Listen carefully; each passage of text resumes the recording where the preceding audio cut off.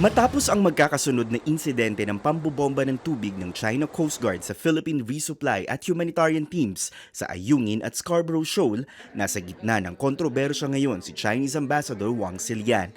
Para kasi sa ilang mga senador, bigo siya na mapahupa ang tensyon sa West Philippine Sea.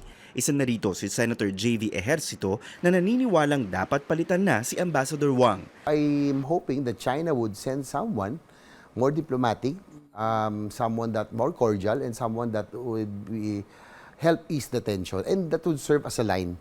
Kwento pa ni Ejercito, hindi katanggap-tanggap ang mga inasal ng Chinese ambassador, lalo na nung nakaharap nito si AFP Chief Romeo Bronner kamakailan. The ambassador went to him and confronted him and said, don't provoke us, don't provoke us. Stop provoking us. He has been very hostile, very undiplomatic. Naniniwala rin si Ejercito na may sapat na basehan para ideklarang persona non grata ang Chinese ambassador.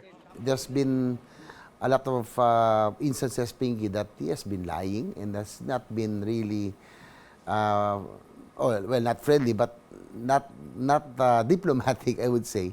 And has been hostile. And his statements, instead of being easing the tension between the two countries, is again, it's adding to the fire.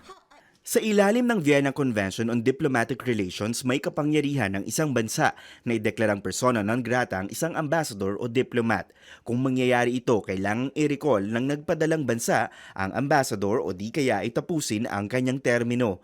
Kung hindi ito gagawin ng sending state, maaari ring hindi kilalanin ng isang bansa ang ambassador na idineklara nitong persona non grata. Nagbabala naman ang ilang mga international relations expert kung hahantong dito ang sitwasyon.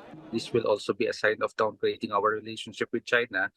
I don't think this is the most sophisticated option right now. Lumalakas ang China, posibleng maging superpower yan. Kapag pinutol natin ngayon ang ating bilateral relationship with China, merong epekto ito. Unang-una sa ekonomiya natin. Hindi rin daw makakatiyak ang Pilipinas na kung papalitan ng Chinese ambassador ay magbabago ang sitwasyon sa West Philippine Sea at ang posisyon ng Beijing. Kahit napalitan yan, iisa pa rin ang ipaglalaban nila. No? This is not about the personality of the ambassador, but what does China want? Definitely, they will fight for their national interest. What we have to understand is this is the best time for us to have diplomatic management. Para naman sa isang security analyst, hindi makakatulong sa sitwasyon sa West Philippine Sea kung magpapadalos-dalos ng desisyon ang Pilipinas. In the cliff, waiting to fall down.